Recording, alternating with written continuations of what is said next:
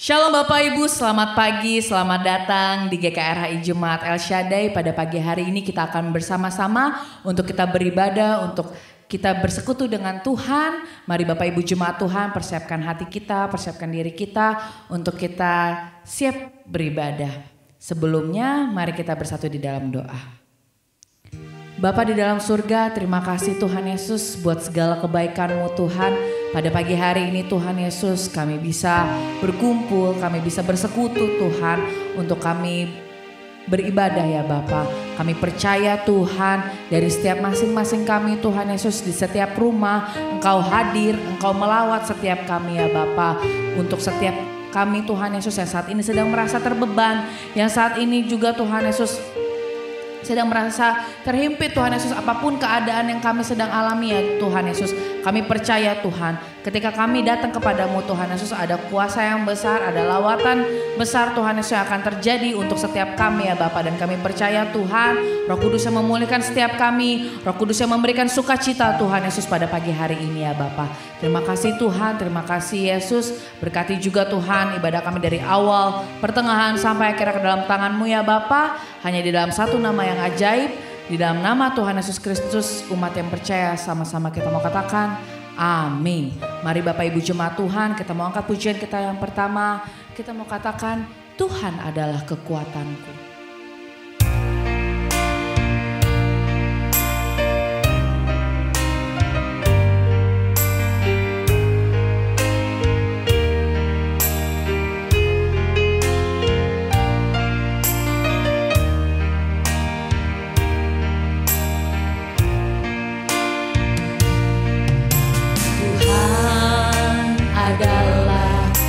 Kekuatanku, katakan bersama Dia, bersama Dia ku tak akan goyah. Ku kan terbang tinggi bagai Raja Wali, melakukan perbuatan yang besar. Tuhan adalah kekuatanku, bersama Dia ku tak akan goyah. Ku kan terbang tinggi bagai Raja Wali, melakukan perbuatan yang besar. Ku kan terbang tinggi bagai Raja Wali dan melayang tinggi dalam kemuliaannya. Biar bumi bergoncang dan badai menerpa, ku kan terbang tinggi bersama Dia. Ku kan terbang tinggi bagai Raja Wali dan melayang tinggi dalam kemuliaannya. Biar bumi bergoncang dan badai menerpa, ku kan terbang tinggi bersama Dia. Mari Bapak Ibu Jemaat Tuhan, kita mau angkat pujian ini kembali, kita mau katakan Tuhan adalah kekuatanku, bersama Dia, bersama Dia ku tak akan goyah. Amin Bapak Ibu, percayakan akan hal itu. Ku kan terbang tinggi bagai Raja Wali, melakukan perbuatan yang besar. Tuhan adalah kekuatanku, bersama Dia ku tak akan goyah. Ku kan terbang tinggi bagai Raja Wali, melakukan perbuatan yang besar. Ku kan terbang tinggi bagai Raja Wali, dan melayang tinggi dalam kemuliaannya. Biar bumi bergoncang dan badai menerpa, ku kan terbang tinggi bersama Dia. Ku kan terbang tinggi. Benar Tuhan Yesus, kami akan terbang tinggi ya Bapa. Kau akan mengangkat kami Tuhan, di saat kami terjatuh Tuhan, di saat kami terpuruk Tuhan Yesus. Kau akan mengangkat kami dengan kemuliaan-Mu Tuhan. Amin. Amin. Dan badai menerpa, ku kan terbang tinggi bersama Dia. Ku kan terbang tinggi, tinggi bagai Raja Wali, dan melayang tinggi dalam kemuliaannya. Biar bumi bergoncang dan badai menerpa, ku kan terbang tinggi bersama. Katakan ku kan terbang tinggi. Saya undang Bapak Ibu untuk kita bangkit berdiri. Kita mau menyembah Tuhan. Persiapkan hati kita lebih lagi. Amin. Dan melayang tinggi dalam kemuliaannya. Biar bumi bergoncang dan badai menerpa, ku kan terbang tinggi bersama. Sekali lagi Bapak Ibu, ku kan terbang tinggi, terbang tinggi bagai Raja Wali, dan melayang tinggi dalam kemuliaannya. Biar bumi bergoncang dan badai menerpa, ku kan terbang tinggi bersama Dia. Ku kan terbang tinggi bersama Dia. Ku kan terbang tinggi bersama Dia. Haleluya, kami menyembah-Mu Tuhan. Kami angkat tangan kami, kami berserah padamu Tuhan. Naikkan pujian-Mu, naikkan penyembahan-Mu. Katakan kami sembah Engkau Tuhan, kami tinggikan nama-Mu ya Bapa. Haleluya, haleluya, kami berserukan nama-Mu, kami puji nama-Mu Tuhan. Haleluya, haleluya. Terima kasih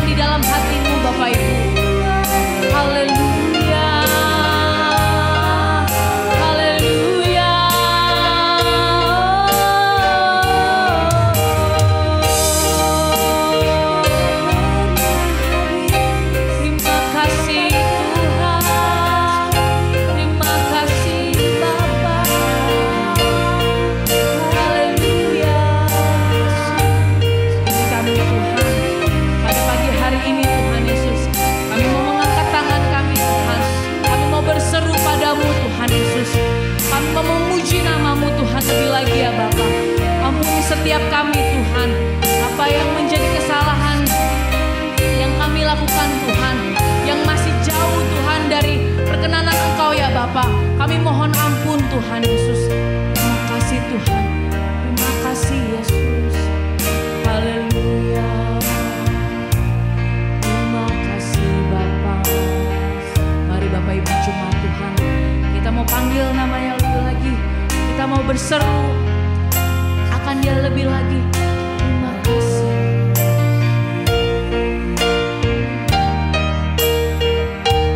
Sama-sama kita mau katakan, Yesusku berseru. Yesus, Yesus, Yesusku berseru. Amin. Yesus, Yesus, ku panggil namamu. Katakan pengabdianku. Pengabdianku hanya padamu. Yesus, Yesus, Engkaulah Bapakku. Katakan Yesus, Yesus. Yesus, Yesus. Kami berseru Tuhan.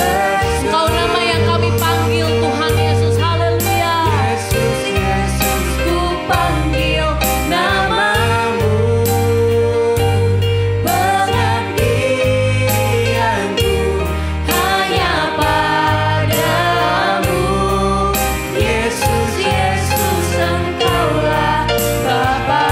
Sekali lagi Bapak Ibu, Yesus ku berseru. Yesus, Yesus, Yesus ku berseru.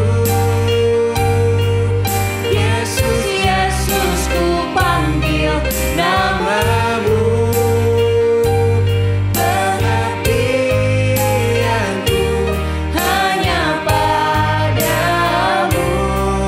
Yesus, Yesus, Engkaulah Bapakku. Pengabdianku, pengabdianku hanya padamu.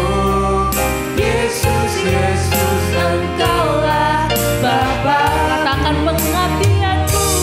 Pengabdianku hanya padamu. Yesus, Yesus, Engkaulah Bapakku. Amin. Beri kemuliaan bagi nama Tuhan. Terima kasih Tuhan, terima kasih Yesus. Terima kasih Tuhan, Engkau telah mengirimkan anak-Mu Tuhan Yesus yang untuk menebus setiap dosa-dosa kami ya Bapa. Ampuni setiap kami Tuhan. Dan kami percaya Tuhan Yesus, ketika kami tergeletak, ketika kami terjatuh Tuhan Yesus, Kau mengangkat setiap kami Tuhan. Kau yang menolong setiap kami ya Bapa. Terima kasih Tuhan, terima kasih Yesus. Pagi hari ini Tuhan Yesus, kami mau terus bersuka cita di dalam nama Tuhan Yesus Kristus. Umat yang percaya sama-sama kita mau katakan amin. Bapak Ibu jemaat Tuhan, boleh sambil salam kanan kiri saudaranya. Kalau apabila Bapak Ibu ada saudara, kita sama-sama memuji nama Tuhan. Kita mau bersuka, kita mau meriang di hadapannya ya. Kita mau katakan, hari ini hari yang telah dijadikan Tuhan. Hari ini hari yang telah dijadikan Tuhan. Mari kita bersuka. Katakan oh hari ini hari yang telah dijadikan Tuhan. Mari kita bersuka di dalam Tuhan, di dalam Tuhan.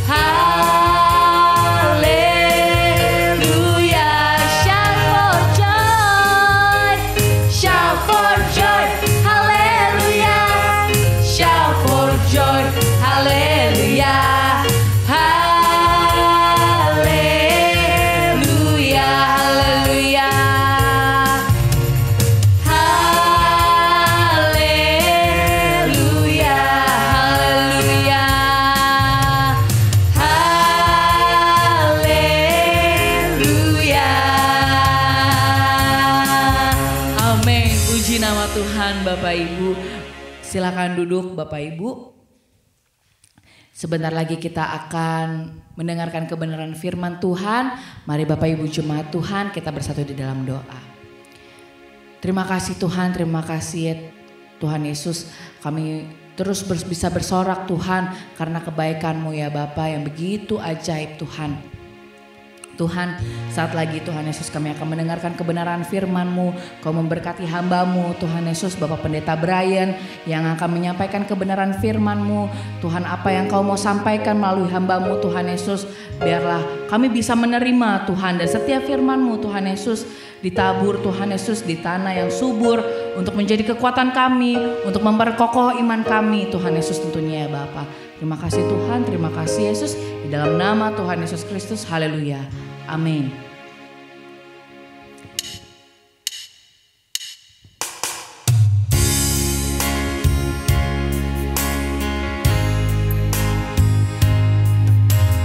Engkaulah kekuatanku, tempat perlindunganku saat badai menerpa. Saat badai menerpa, aku tak akan goyah, aku tak akan goyah, sebab Kau sertaku. Katakan sejauh langit, sejauh langit dari bumi, begitu besarnya kasih-Mu, penuhi hati kami yang rindu menyembah-Mu. Yesus, sejauh langit dari bumi, begitu besarnya kasih-Mu. Kaulah Tuhan, kekuatanku, sukacitaku. Kita mau ke pujian ini kembali. Kita mau katakan Engkaulah kekuatan. Engkaulah kekuatanku, tempat perlindunganku. Saat badai menerpa, takkan goyah, aku tak akan goyah, aku tak akan goyah, sebab Kau sertaku. Saudara semuanya, kita bangkit berdiri, kita mau katakan sejauh langit dari bumi, begitu besarnya kasih-Mu, penuhi hati kami yang rindu menyembah-Mu. Yesus, sejauh langit dari bumi, begitu besarnya kasih-Mu. Kaulah Tuhan, kekuatanku, sukacitaku. Kaulah Tuhan,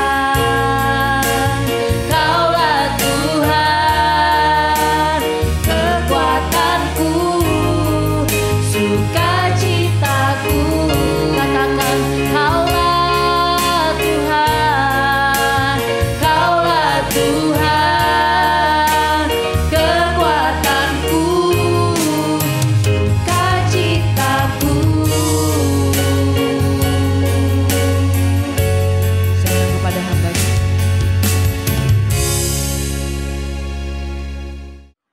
Mari saudaraku, sebelum kita menerima kebenaran firman Tuhan. Mari kita berdoa. Bapa yang di surga, Bapa dalam nama Tuhan Yesus Kristus, kami sungguh mengucap syukur Tuhan. Kalau di pagi yang indah ini Tuhan Yesus, pagi yang baik ini Tuhan Yesus, kalau izinkan kami untuk masih dapat berkumpul Tuhan Yesus, untuk bisa memuji menyembah-Mu, untuk bisa berdoa kepadamu, juga beribadah kepadamu Tuhan. Biarlah Engkau yang mengurapi, yang Engkau memberkati ibadah kami pagi hari ini Tuhan. Supaya lewat ibadah ini Tuhan Yesus, nama-Mu semakin ditinggikan, nama-Mu dipermuliakan Tuhan. Urapi lidah bibir hamba-Mu yang akan menyampaikan firman-Mu. Supaya benar setiap firman yang keluar dari lidah bibir hamba-Mu ini benar-benar yang berasal daripada-Mu Tuhan. Semua yang sia-sia, yang tidak berguna, yang tidak benar, tidak kudus, semua diikat, dipatahkan, dihancurkan kuasa di dalam nama Yesus. Dan Kau urapi juga setiap jemaat-Mu Tuhan Yesus yang bersama-sama beribadah pagi hari ini Tuhan Yesus. Urapi semua Tuhan Yesus, supaya benar-benar mereka bisa menerima kebenaran firman-Mu.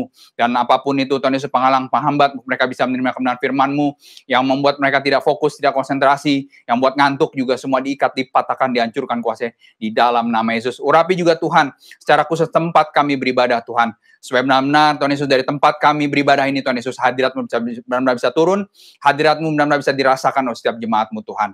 Terima kasih Bapa, terima kasih Tuhan Yesus, dalam nama Yesus kami mau sambut firman-Mu, dalam nama Yesus kami berdoa, haleluya, amin.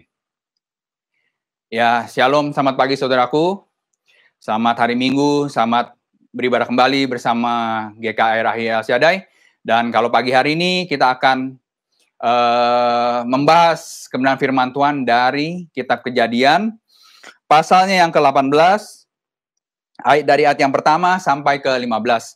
Saya akan bacakan firman Tuhan ini untuk semua saudaraku sekalian. Judul perikopnya, Allah mengulangi menjanjikan seorang anak laki-laki kepada Abraham. Kemudian Tuhan menampakkan diri kepada Abraham dekat pohon tarbantin di Mamre, sedang ia duduk di pintu kemahnya waktu hari panas terik. Ketika ia mengangkat mukanya, ia melihat 3 orang berdiri di depannya. Sesudah dilihatnya mereka, ia berlari dari pintu kemahnya, menyongsong mereka, lalu sujudlah ia sampai ke tanah. Serta berkata, Tuanku, jika aku telah mendapat kasih Tuanku, janganlah kiranya lampaui hamba-Mu ini. Biarlah diambil air sedikit, basuhlah kakimu, dan duduklah beristirahat di bawah pohon ini. Biarlah aku ambil sepotong roti, supaya tuan-tuan segar kembali. Kemudian bolehlah tuan-tuan meneruskan perjalanannya. Sebab tuan-tuan telah datang ke tempat hamba-Mu ini. Jawab mereka, perbuatlah seperti yang kau katakan itu. Ayat 6, lalu Abraham segera pergi ke kemah, mendapatkan Sarah, serta berkata, segeralah, ambil 3 sukat tepung yang terbaik, remaslah itu, dan buatlah roti bundar. Lalu beralihlah Abraham kepada lembu sapinya. Ia mengambil seekor anak lembu yang empuk, dan baik dagingnya, dan memberikannya kepada seorang bujangnya. Lalu orang ini segera mengolahnya. Kemudian diambilnya dadi dan susu, serta anak lembu yang telah diolah itu, lalu dihidangkannya di depan orang-orang itu. Dan ia berdiri di dekat mereka di bawah pohon itu, sedang mereka makan.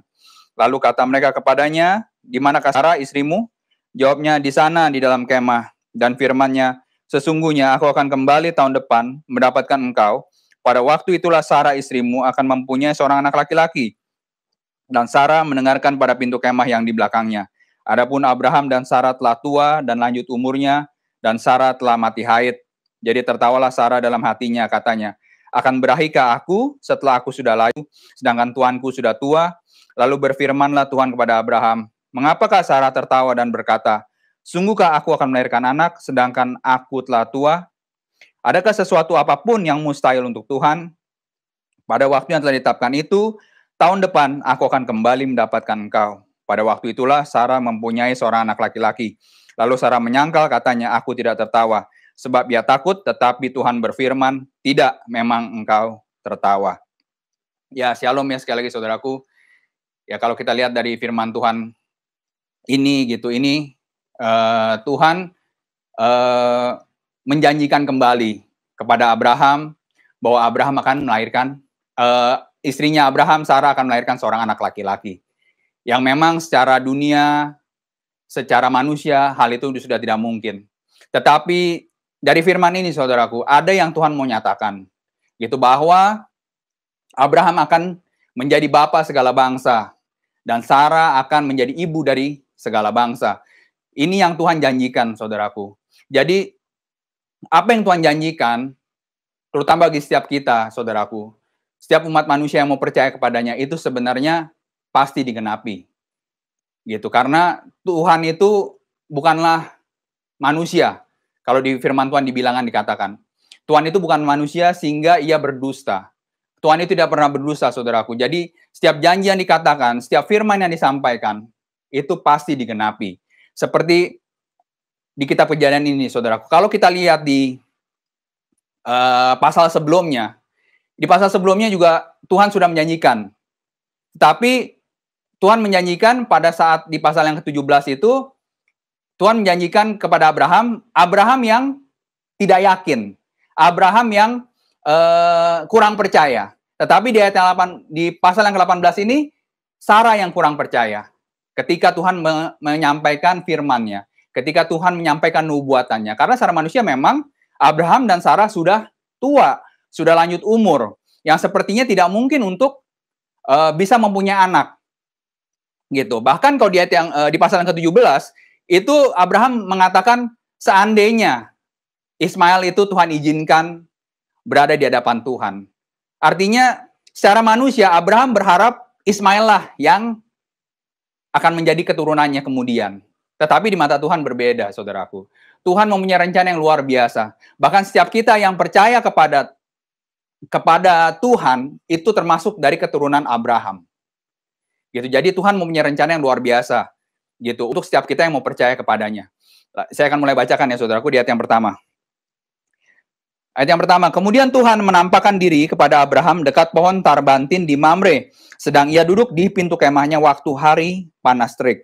Nah, kalau yang saya bisa dapatkan dari ayat yang pertama ini, saudaraku, di sini dibilang Abraham sedang duduk di pintu kemahnya pada hari yang terik.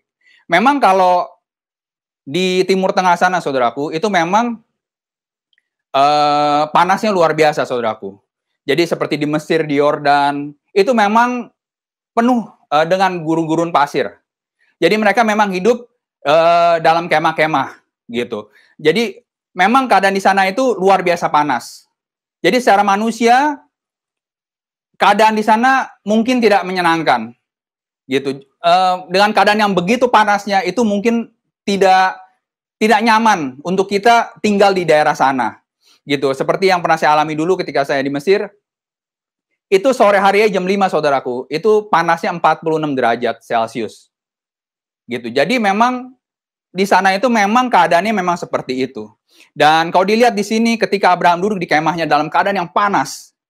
Gitu, tetapi Tuhan menghampiri. Ini kalau dibilang ini Tuhan datang menjumpai Abraham untuk menggenapi apa yang sudah pernah difirmankan sebelumnya. Gitu. Jadi ketika keadaan kita mungkin keadaan secara dunia kita nggak baik, keadaan kita mungkin secara dunia itu panas, terik, gitu. Mungkin yang kita alami saat ini keadaannya seperti itu.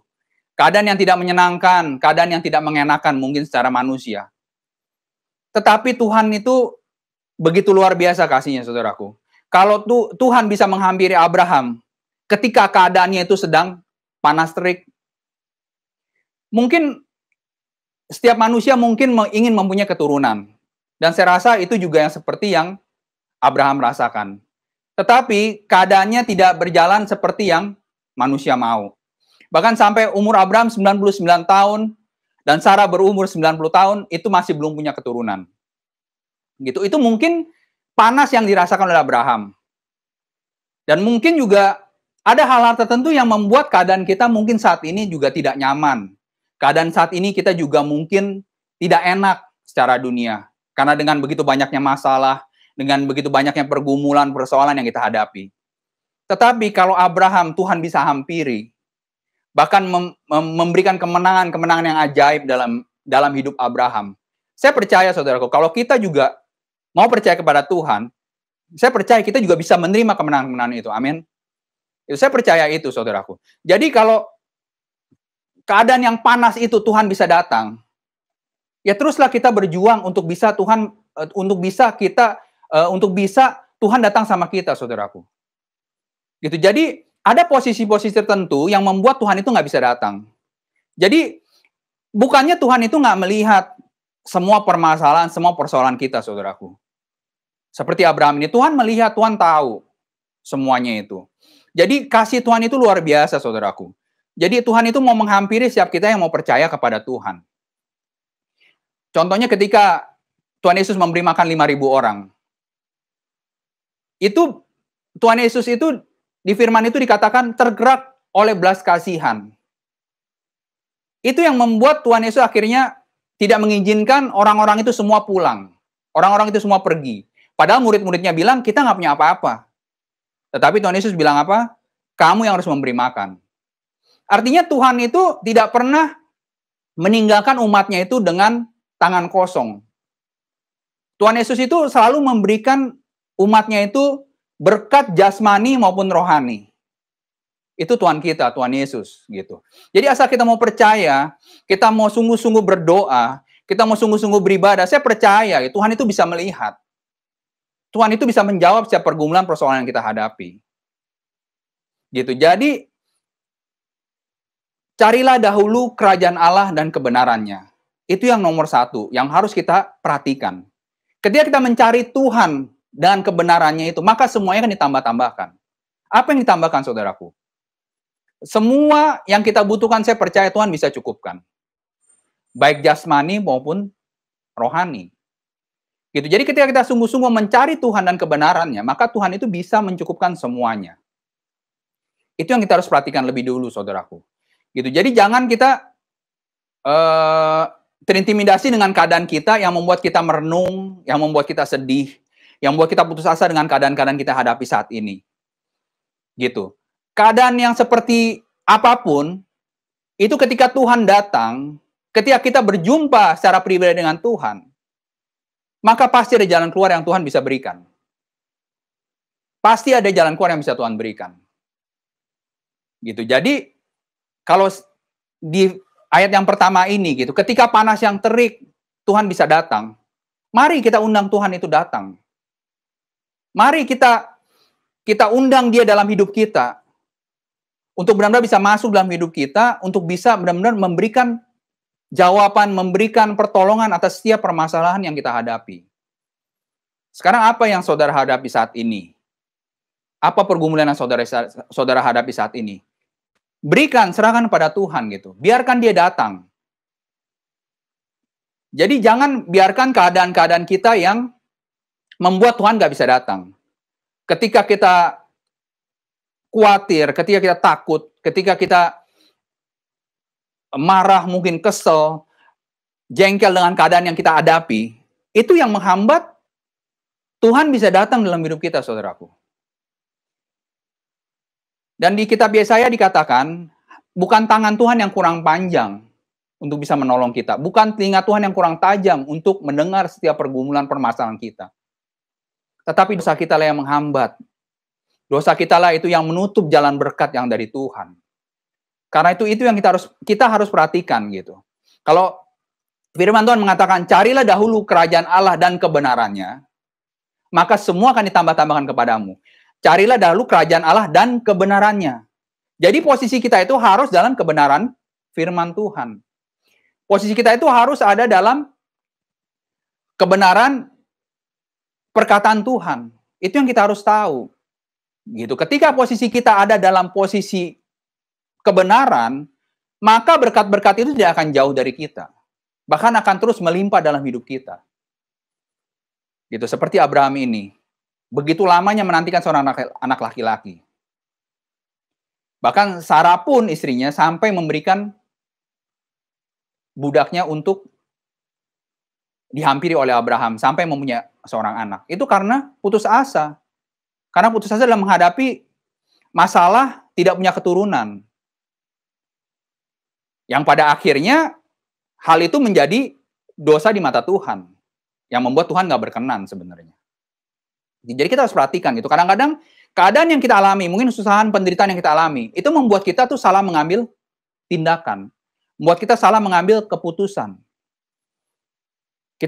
Kadang kita salah mengambil keputusan ketika keadaan itu sudah menghimpit hidup kita. Membuat kita salah mengambil keputusan, salah mengambil tindakan. Jadi ini yang pertama, saudaraku. Kita harus perhatikan. Gitu.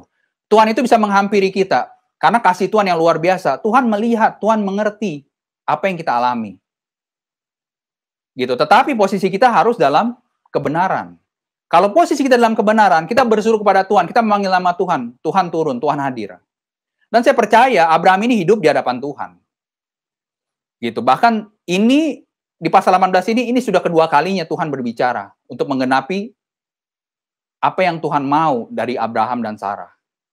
Gitu. Jadi saya percaya gitu, kalau kita hidup dalam kebenaran, saya percaya kita berseru, itu Tuhan tuh mendengar. Dan Tuhan tuh nggak pernah lepas tangan. Tuhan itu pasti menolong kita. Ini yang poin yang pertama. Jadi, kita harus berjuang terus dalam kebenaran. Berjuang terus untuk menyamakan hidup kita dengan firman Tuhan. Agar benar-benar ketika kita berdoa, ketika kita berseru kepada Tuhan, maka Tuhan akan menjawab. Tuhan akan memberikan jalan keluar. Tuhan akan menolong kita dari segala permasalahan kita. Ini yang pertama ya saudaraku. Lalu, di ayat yang selanjutnya saudaraku, ketika ia mengangkat mukanya, ia melihat 3 orang berdiri di depannya. Sesudah dilihatnya mereka, ia berlari dari pintu kemahnya, menyongsong mereka, lalu sujudlah ia sampai ke tanah. Serta berkata, Tuanku, jika aku telah mendapat kasih Tuanku, janganlah kiranya lampaui hambamu ini. Biarlah diambil air sedikit, basuhlah kakimu, dan duduklah beristirahat di bawah pohon ini. Biarlah aku ambil sepotong roti, supaya tuan-tuan segar kembali. Kemudian bolehlah tuan-tuan meneruskan perjalanannya, sebab tuan-tuan telah datang ke tempat hambamu ini. Gitu. Jadi, untuk yang kedua ini saudaraku, ini sebenarnya Abraham itu seorang pribadi yang luar biasa. Gitu. Jadi Abraham ini benar-benar menyambut tamunya ini dengan luar biasa. Bahkan di sini dibilang,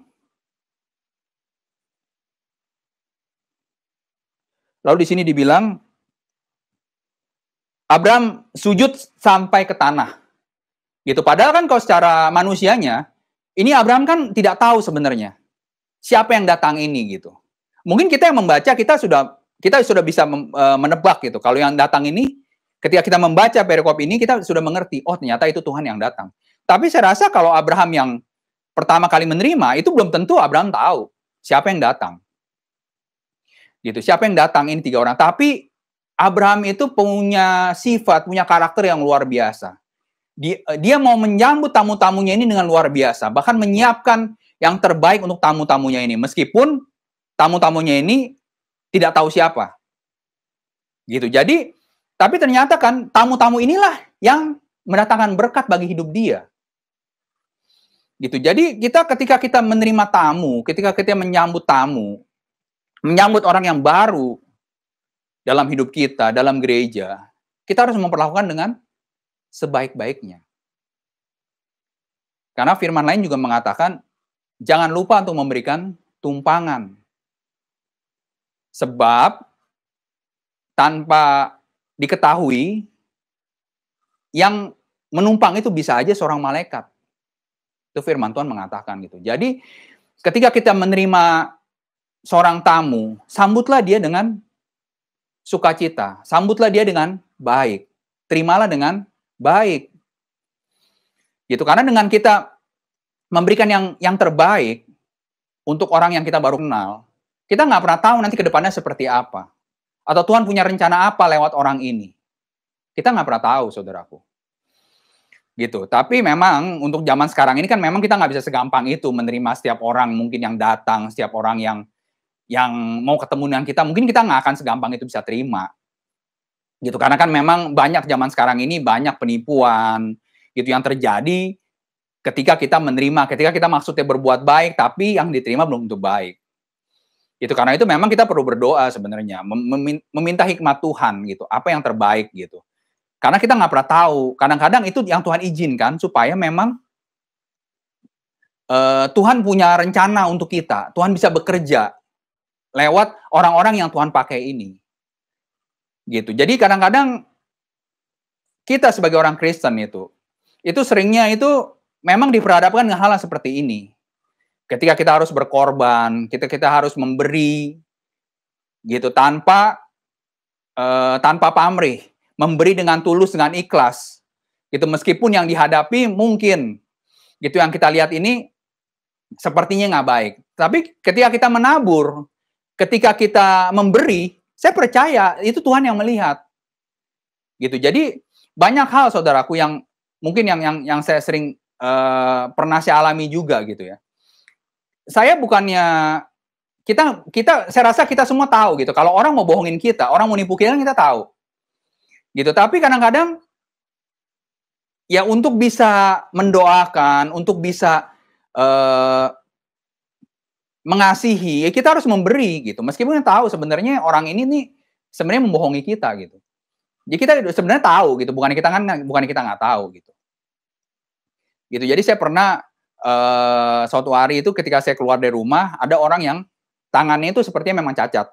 Gitu. Jadi apa ya? Kayak tulang bahunya ini udah nggak di tempatnya lah gitu. Dan dia ketika saya keluar, orang ini pas lewat gitu. Jadi dia bilang mau minta uang gitu karena dia bilang tangannya cacat gitu.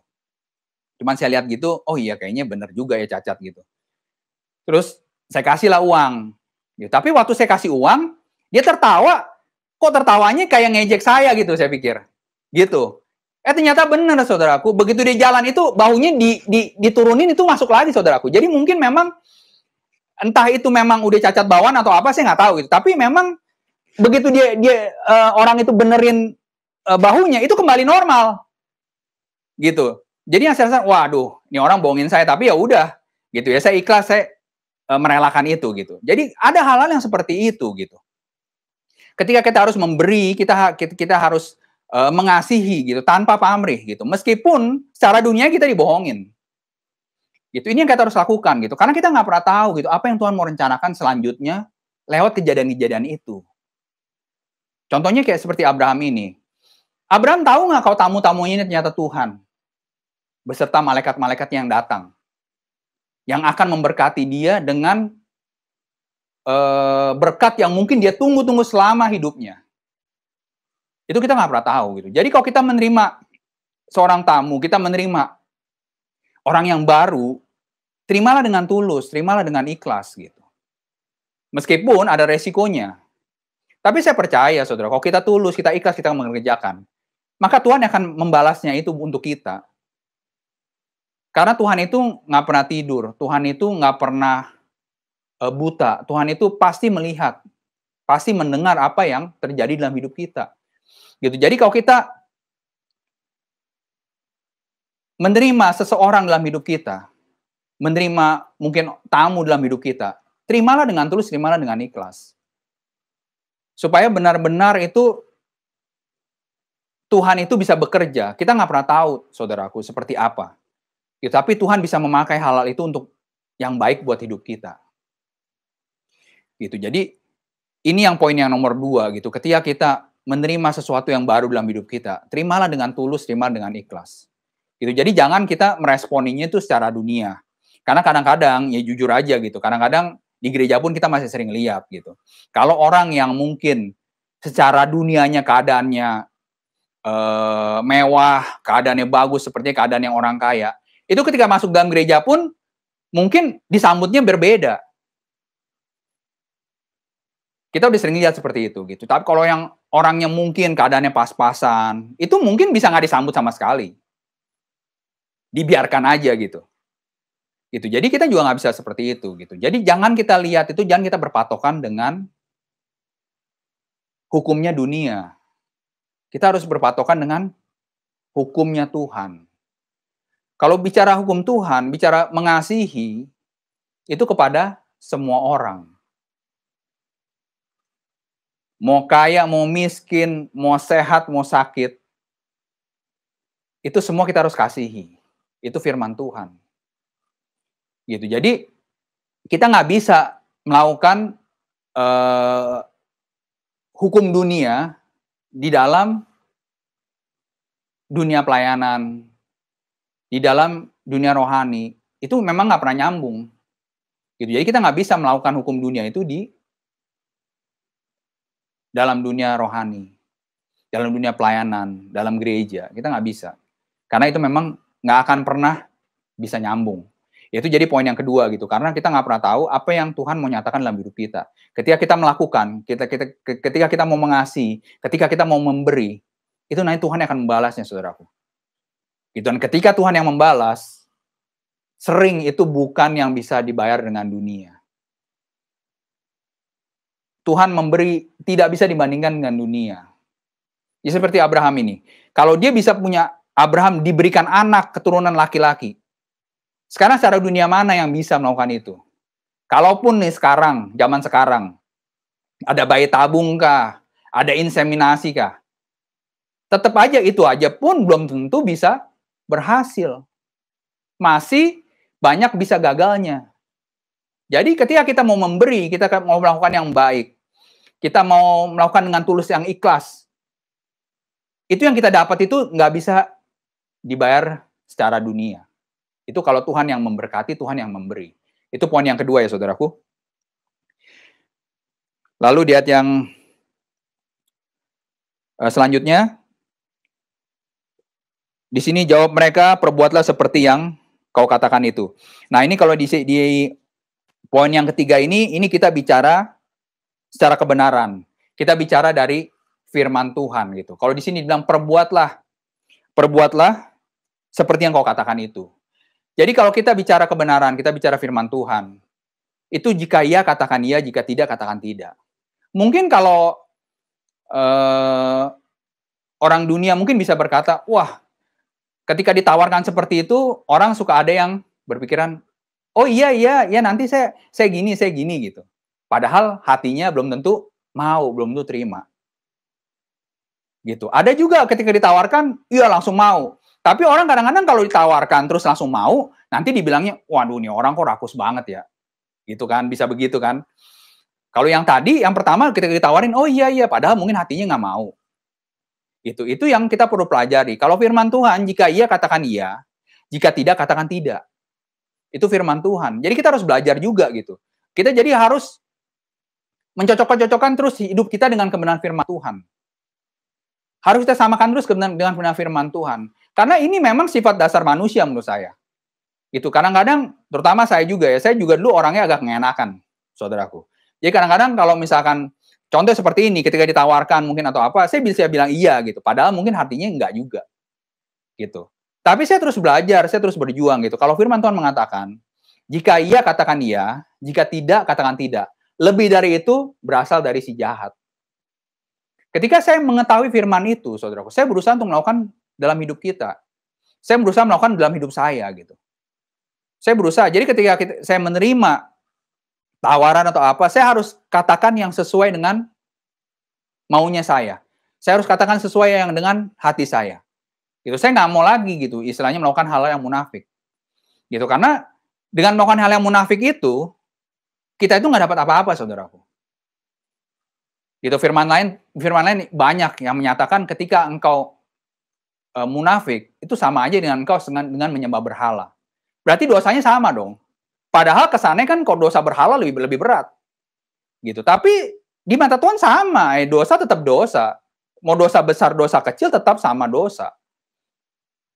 Gitu. Jadi saya berjuang gitu untuk bisa melakukan firman ini. Gitu. Dan itu memang kelihatannya sepele. Tetapi itu juga nggak gampang untuk dikerjakan. Apalagi dengan kebiasaan kita yang mungkin dari kecil kita nggak terbiasa dengan hal yang kadang ceplas-ceplos mungkin. Itu perlu belajar gitu. Jadi itu perlu juga kita perjuangkan hari demi hari gitu. Sampai benar-benar kita bisa menjadi orang yang tulus dari dalam.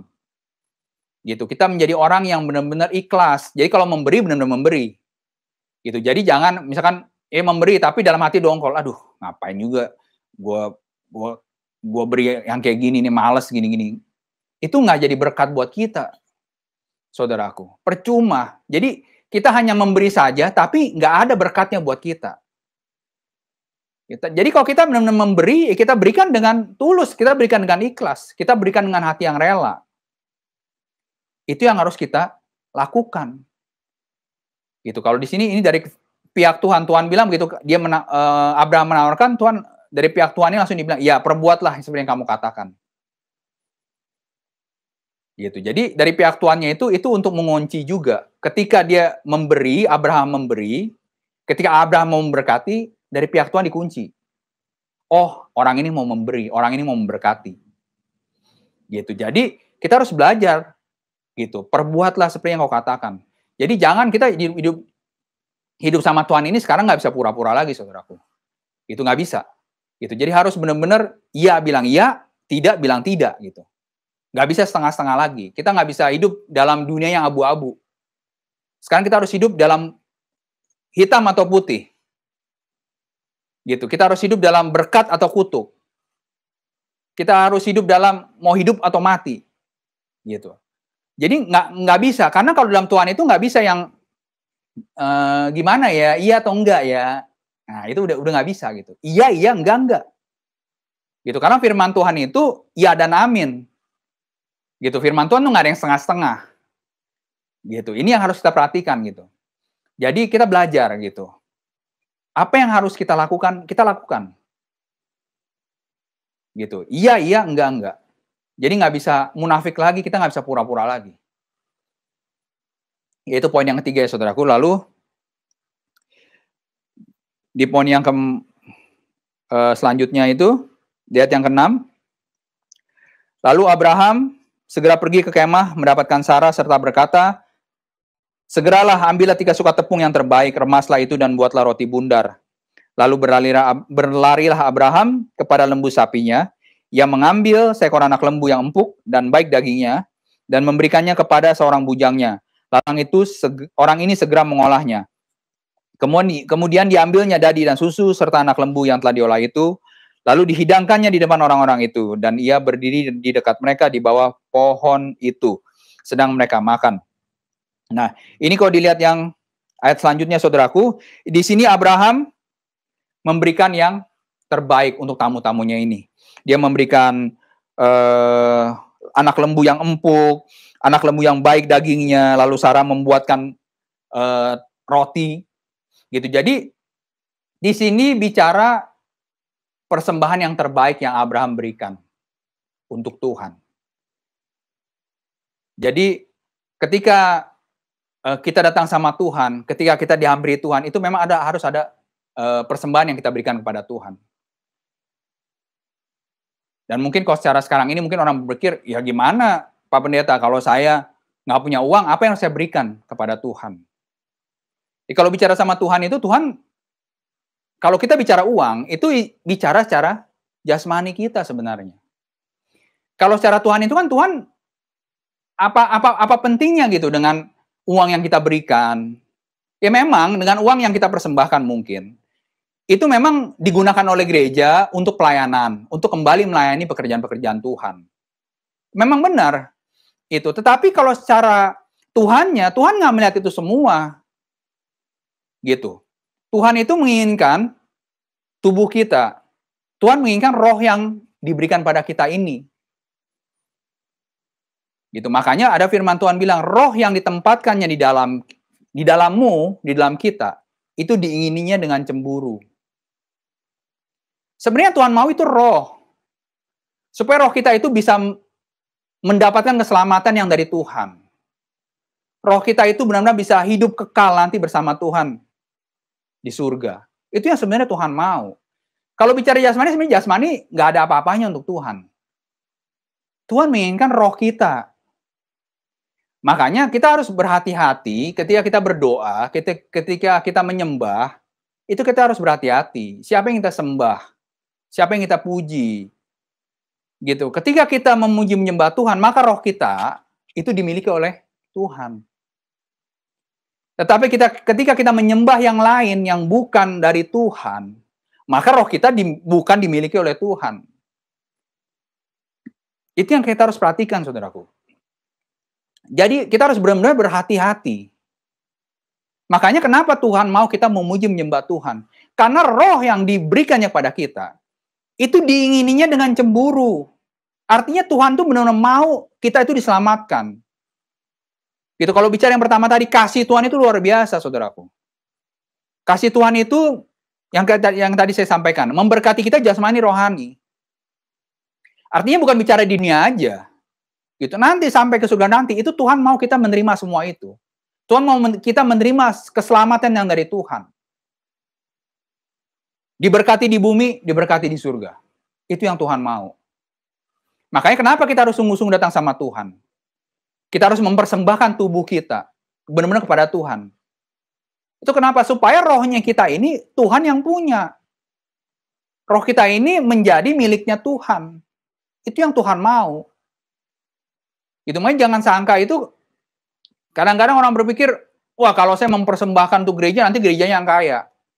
Apalagi kalau kita mempersembahkan untuk hamba Tuhan, nanti hamba Tuhan yang kaya. Itu bicara jasmani semua. Gitu. Padahal bicara persembahan, sebenarnya di mata Tuhan, itu yang perlu dipersembahkan apa, saudaraku? Tubuh kita. Roh kita, itu yang terus persembahkan sama Tuhan. Itu yang membuat kita berkenan itu apa, saudaraku? Roh kita kan, bukannya persembahan kita. Makanya banyak orang kadang-kadang ketika sudah mempersembahkan untuk gereja, ketika sudah memberkati pelayanan-pelayanan, ketika sudah mendukung kegiatan-kegiatan dalam gereja, itu merasa kalau saya sudah mendukung, saya sudah memberkati, saya sudah memberi, pasti saya masuk surga. Firman Tuhan katakan apa? Nyala kamu, aku tidak mengenal kamu, hai kamu pembuat kejahatan. Malahan ini lebih lagi. Tuhan, aku kan bernubuat demi namamu. Aku mengusir setan-setan demi namamu. Tapi Tuhan bilang apa? Enyahlah kamu, pembuat kejahatan. Itu nggak ada apa-apanya di mata Tuhan. Yang terpenting tubuh kita ini, gitu. Ketika tubuh kita benar-benar kita persembahkan sama Tuhan, ketika firman-firman Tuhan itu masuk dalam hidup kita, maka firman itu kan yang membentuk hidup kita.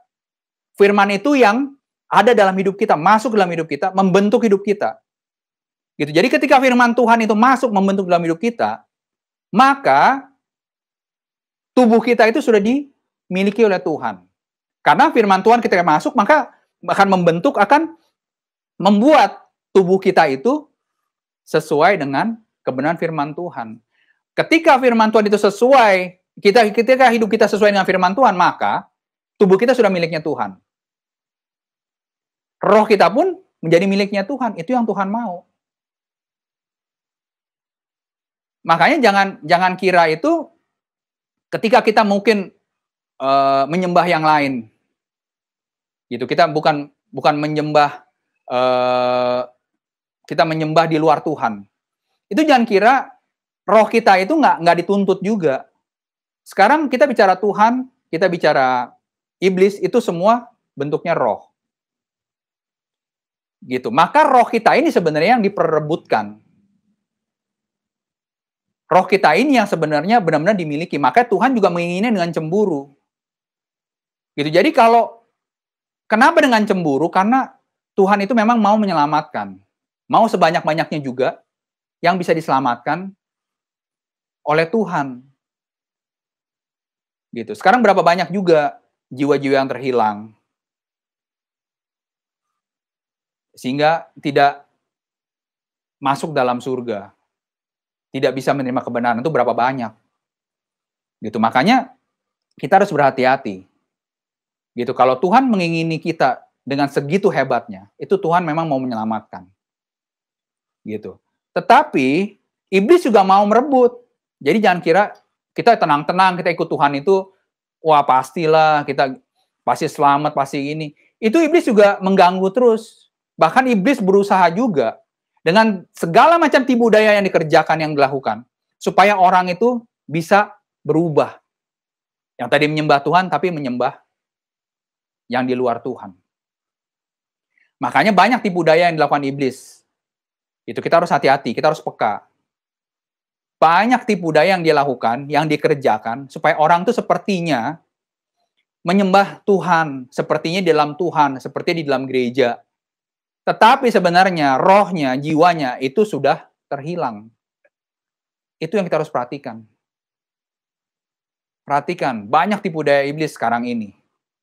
Gitu yang dia berusaha kerjakan supaya orang tidak menyembah Tuhan. Padahal kasih Tuhan begitu luar biasa. Gitu. Tuhan mau kita mempersembahkan hidup kita supaya benar-benar roh kita itu dimiliki oleh Tuhan. Gitu. Jadi belum lama ini, saudaraku, ada sebuah keluarga yang dilayani, saudaraku.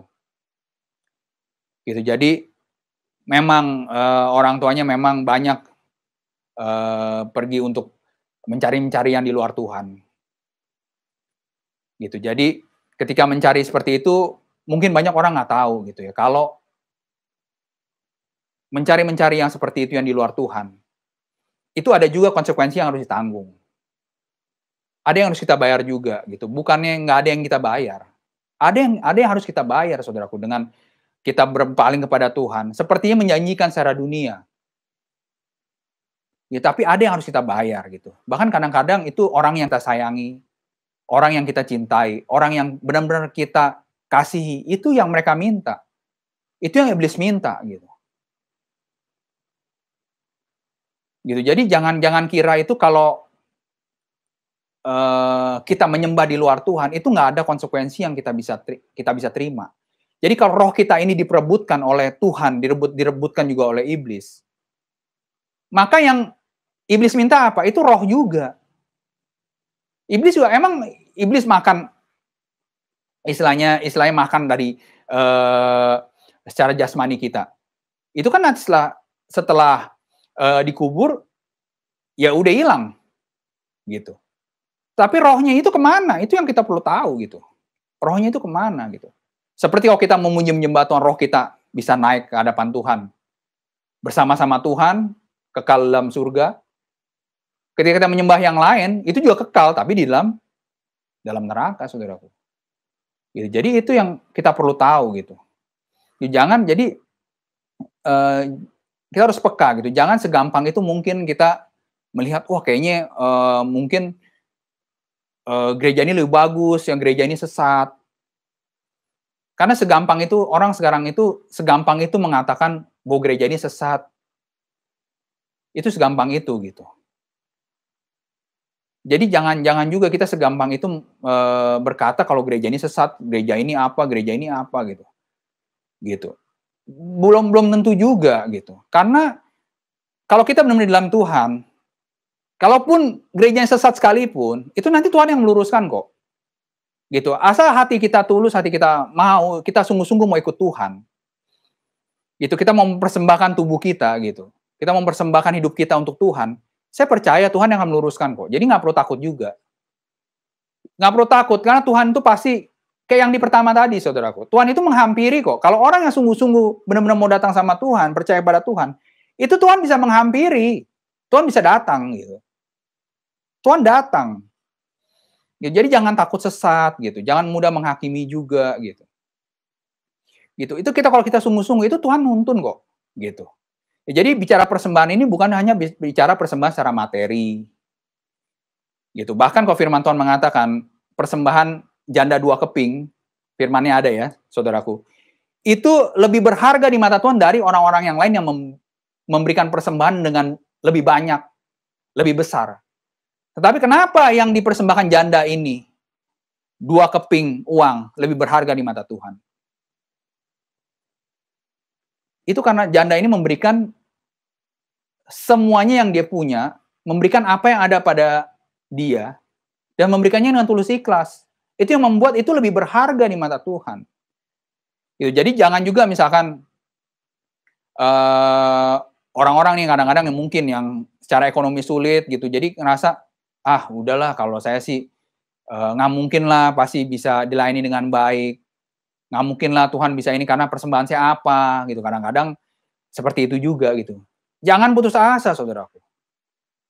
Gitu. Tuhan nggak melihat itu semua gitu. Tuhan mau melihat hati. Tuhan mau melihat hidup kita. Itu yang Tuhan mau gitu. Tuhan berbicara yang kekal, yang nggak kelihatan secara dunia. Itu bicara dengan Tuhan gitu. Makanya jangan tertipu dengan dunia ini. Gitu. Dunia ini akan membuat kita itu jauh dari Tuhan. Tapi kalau kita mau sungguh-sungguh sama Tuhan, saya percaya gitu. Tuhan itu akan menuntun. Tuhan yang akan pasti mengendapi janji-janjinya. Lalu di ayat selanjutnya, saudaraku. Di ayat yang 9, lalu kata mereka padanya, di manakah Sarah istrimu? Jawabnya, di sana di dalam kemah. Dan firman-Nya, sungguhnya aku akan kembali tahun depan mendapatkan engkau. Pada waktu itulah Sarah istrimu akan mempunyai seorang anak laki-laki. Dan Sarah mendengarkan pada pintu kemah yang di belakangnya. Adapun Abraham dan Sarah telah tua dan lanjut umurnya, dan Sarah telah mati haid. Jadi tertawalah Sarah dalam hatinya, katanya, akan berahikah aku setelah aku sudah layu, sedangkan tuanku sudah tua?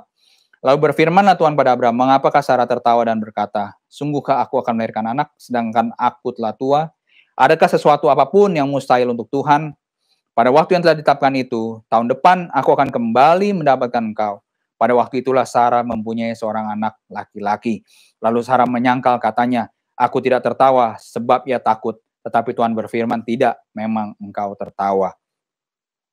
Nah, kalau di sini, ini jelas banget ya saudaraku ya. Kalau di pasal 18 ini Sarah yang tertawa sebenarnya.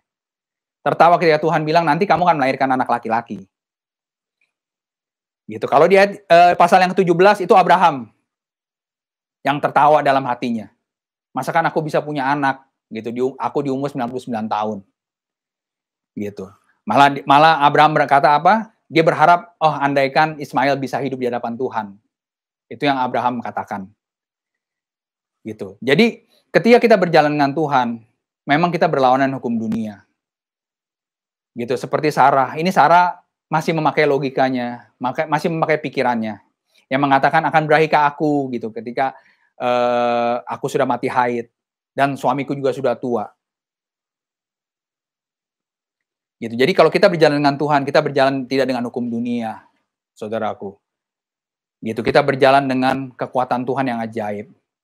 Kita berjalan dengan firman Tuhan yang disampaikan dengan ajaib. Itu kita berjalan. Kita harus terus belajar percaya. Memang kalau lihat secara dunia memang sulit untuk percaya. Gitu. Tapi di firman lain mengatakan, di kitab Ibrani juga mengatakan,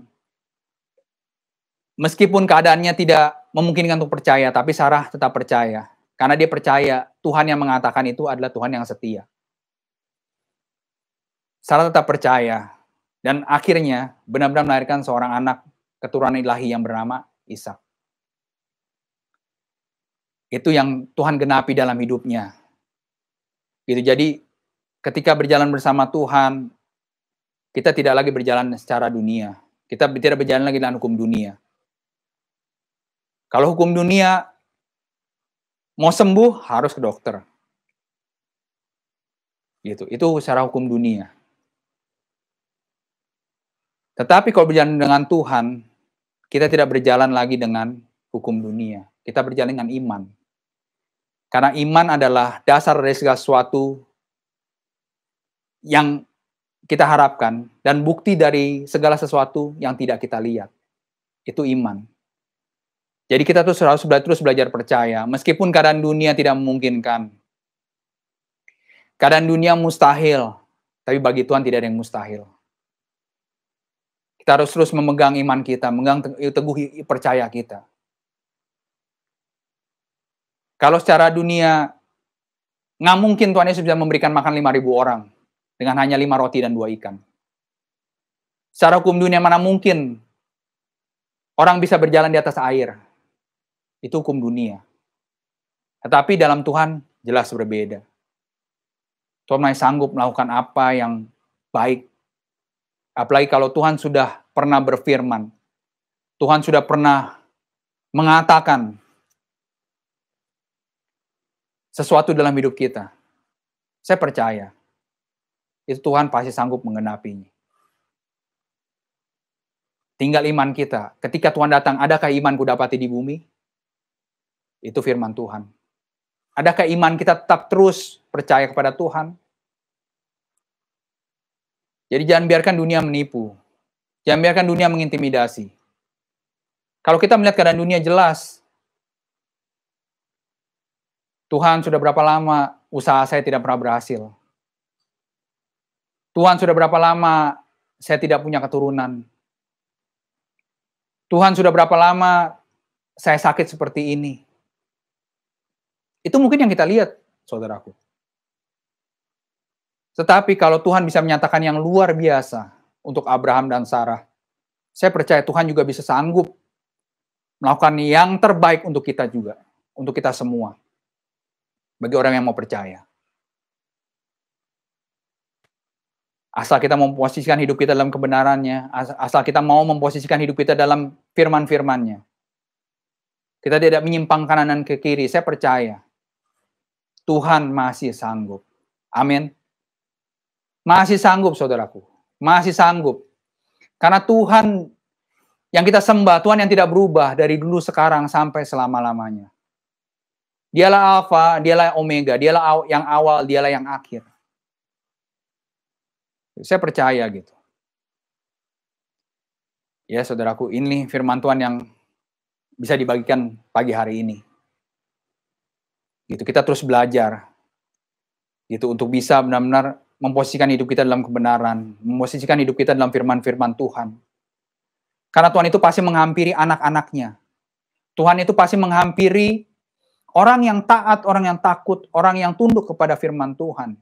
Itu orang yang akan dihampiri Tuhan. Kedua, bersikap ramahlah. Bersikap baiklah. Berilah tumpangan. Itu yang harus kita kerjakan. Karena kita nggak tahu. Mungkin yang kita tumpangi, mungkin yang kita berikan tumpangan ini, itu yang akan menjadi berkat bagi kita di kemudian hari. Lalu yang ketiga, berjuanglah untuk tidak munafik. Berjuanglah untuk bisa hidup dalam firman Tuhan. Jika iya, katakan iya. Jika tidak, katakan tidak. Stop berbuat munafik. Stop berpikiran munafik. Stop itu semua gitu. Karena munafik itu yang sepertinya kelihatannya baik gitu, tapi itu benar-benar tidak mendatangkan berkat bagi kita. Lalu persembahkan yang terbaik untuk Tuhan. Terutama persembahkan tubuh kita. Jiwa kita, roh kita, persembahkan untuk Tuhan. Jangan persembahkan dengan yang lain. Gitu, karena Tuhan menginginkan roh kita itu bisa terima keselamatan. Tuhan juga menginginkan supaya jasmani kita, tubuh kita itu diberkati di bumi. Itu yang Tuhan mau. Ya, persembahkanlah hanya untuk Tuhan. Itu peka dengan keadaan sekeliling gitu. Jangan biarkan diombang-ambingkan oleh dunia yang buat kita nggak menerima apa-apa. Lalu yang terakhir, berjalanlah dengan iman. Janji Tuhan, ya dan amin. Janji Tuhan itu pasti ditepati, pasti digenapi. Terus berjalan dengan iman. Terus berjalan dengan percaya. Itu yang kita harus terus pegang. Dan saya percaya Tuhan pasti menggenapinya untuk setiap kita. Amin. Tuhan Yesus memberkati. Mari saudaraku, demikian firman Tuhan pagi ini. Kita akan tutup firman Tuhannya. Terima kasih Bapa untuk kebenaran firman-Mu yang telah Kau sampaikan pagi hari ini, Tuhan. Biarlah benar-benar setiap firman yang disampaikan ini tidak berlalu dengan sia-sia. Tapi benar-benar bisa terus bekerja untuk setiap jemaat-Mu Tuhan yang beribadah pagi hari ini Tuhan Yesus. Supaya benar-benar mereka semua bisa terus berjalan dalam kebenaran. Mereka terus berjalan dalam iman. Untuk benar-benar bisa menerima janji kegenapan firman-Mu Tuhan. Terima kasih Tuhan. Dan bekerjalah lewat firman yang disampaikan pagi hari ini. Dalam nama Bapa, Putra, dan Roh Kudus. Dalam nama Yesus Kristus kami berdoa dan mengucap syukur. Haleluya. Amin. Puji nama Tuhan, kita telah mendengarkan kebenaran firman Tuhan. Selanjutnya akan ada beberapa info jemaat. Yang pertama, bagi Bapak Ibu yang memerlukan dukungan doa, baik konseling serta pelepasan, dapat menghubungi nomor yang tertera pada layar kaca Bapak Ibu. Yang kedua, bagi Bapak Ibu jemaat Tuhan yang mau bergabung pada El Shaddai Community, dapat langsung men-scan QR Code yang juga tertera pada layar kaca Bapak Ibu. Berikut akan ada beberapa info ibadah sepekan.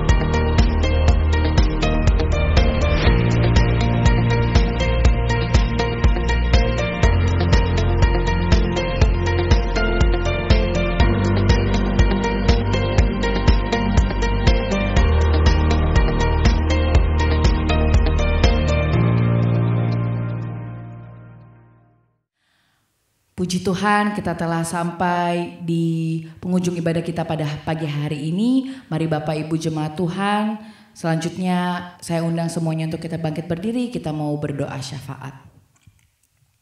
Bapa dalam surga, terima kasih ya Tuhan Yesus, kalau sampai Tuhan di akhir ibadah kami ya Bapa, Kau masih terus menyertai kami Tuhan Yesus, bahkan sampai kami selesai juga Tuhan Yesus ibadah kami juga Tuhan, kami percaya Tuhan Yesus Kau terus menyertai kami ya Bapa. Pagi hari ini Tuhan Yesus, sebelum kami melanjutkan kegiatan kami selanjutnya Tuhan Yesus, aktivitas kami selanjutnya ya Bapa, kami akan mau berdoa juga Tuhan Yesus, kami mau berdoa syafaat ya Bapa. Biarlah Tuhan, kami mau terus mendukung doa Tuhan Yesus untuk bangsa dan negara kami ya Bapa. Kau memberkati Indonesia ya Tuhan Yesus. Biarlah Tuhan dari pemerintahannya, baik dari jajaran yang paling tinggi Tuhan sampai jajaran yang paling rendah Tuhan Yesus, Kau yang juga memberkati ya Bapa, terutama Tuhan untuk setiap pemerintahan yang akan dalam menghadapi pandemi ini Tuhan Yesus, Kau memberkati, Kau memberikan hikmat marifat yang daripadamu ya Bapa. Terima kasih Tuhan, terima kasih Yesus. Kami juga terus mendukung doa juga Tuhan untuk gereja kami ya Bapa. Kau memberkati gereja kami Tuhan, baik yang berada di Jagakarsa serta yang di Depok Tuhan. Kau yang terus memberkati lebih lagi ya Bapa. Apapun Tuhan rencana-rencana yang akan dibutuhkan ya Bapa, Kau yang terus mencukupi, Kau yang juga terus juga Tuhan Yesus memenuhi segala kebutuhannya ya Bapa. Terima kasih Tuhan, terima kasih Yesus. Kami berdoa Tuhan untuk gembala kami Tuhan Yesus, Ibu Pendeta Marta beserta Bapak Pendeta Brian Tuhan. Kau memberkati hamba-Hambamu ini Tuhan Yesus, Kau memberkati dalam pelayanannya ya Tuhan Yesus. Kalau Engkau Tuhan saat ini juga telah mengutus hamba-Hambamu ini Tuhan Yesus untuk kembali Tuhan bepergian Tuhan, untuk mengurapi tempat-tempat Tuhan yang akan dituju. Kau yang memberkati Tuhan, apapun yang diperlukan juga Tuhan. Tuhan terus yang buka jalan lebih lagi ya Bapa, di dalam nama Tuhan Yesus Kristus. Terima kasih Tuhan, terima kasih Yesus. Kau juga berkati hamba-Mu juga Tuhan Yesus, untuk koordinator kami juga Tuhan, Ibu Pendeta Lois Tuhan Yesus. Kau memberkati keluarganya, pelayanannya Tuhan. Kau yang campur tangan semuanya Tuhan Yesus dalam aspek kehidupannya ya Bapa. Terima kasih Tuhan, terima kasih Yesus.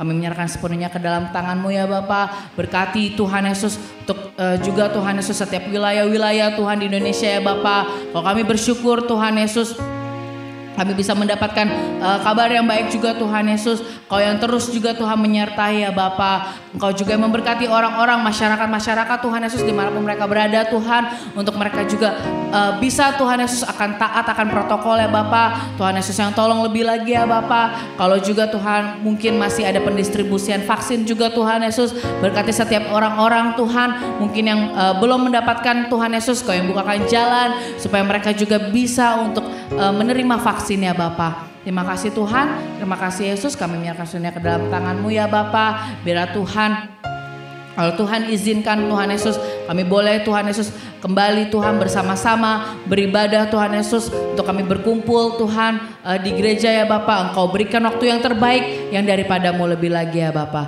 Terima kasih Tuhan, terima kasih Yesus. Kau memberkati juga Tuhan untuk persembahan yang telah kami berikan Tuhan Yesus. Biarlah Engkau memberkati Tuhan hamba-Hamba-Mu Tuhan Yesus, para jemaat-Mu ya Bapa. Kau memberkati segala keperluannya ya Bapa. Kau yang cukupkan kebutuhannya lebih lagi ya Bapa. Terima kasih Tuhan. Di dalam nama Tuhan Yesus Kristus kami berdoa. Haleluya. Terima kasih Tuhan Yesus untuk ibadah pagi hari ini Tuhan. Ya biar Kau memberkati apapun yang kami persembahkan di hadapan-Mu Tuhan Yesus. Kau berkati Tuhan Yesus firman yang disampaikan. Kau berkati juga Tuhan Yesus semua yang terlibat. Tuhan Yesus, mulai dari tim sosial media, tim editing Tuhan Yesus, worship leader, Tuhan Yesus, pemain musik, singer, semua yang terlibat Tuhan. Biar Kau yang memberkati Tuhan Yesus. Supaya benar-benar apapun yang kami bawa ini Tuhan Yesus, semua benar-benar bisa berkenan di hadapan-Mu. Terima kasih Bapa, kami serahkan semuanya ini dalam tangan kuasa-Mu. Dan sebelum kita tutup berkat, mari kita doa Bapa kami bersama. Bapa kami yang di surga, dikuduskanlah nama-Mu, datanglah kerajaan-Mu, jadilah kehendak-Mu di bumi seperti di surga.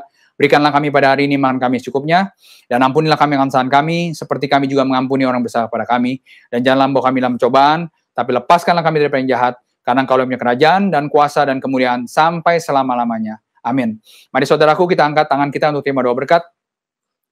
Terimalah berkat rahmat anugerah, damai sejahtera, sukacita dari Allah Bapa, dari Tuhan kita Yesus Kristus, serta penyertaan Roh Kudus-Nya yang senantiasa menjaga, menuntun, membimbing, melindungi hidup kita, mulai dari saat ini sampai selama-lamanya. Yang percaya terima dan katakan amin.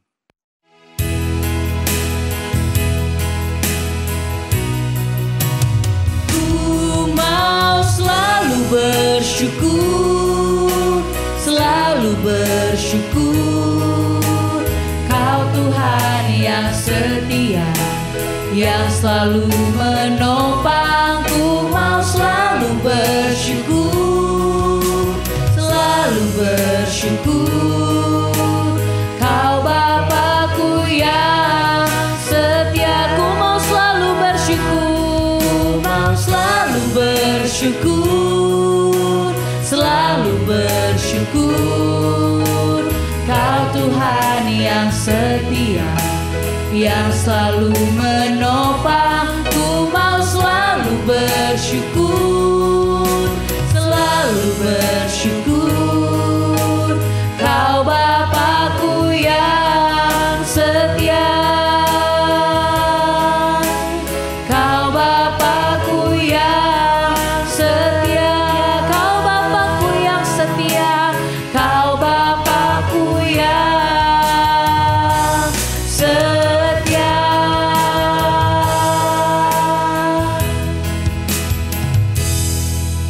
Puji Tuhan, ibadah telah selesai.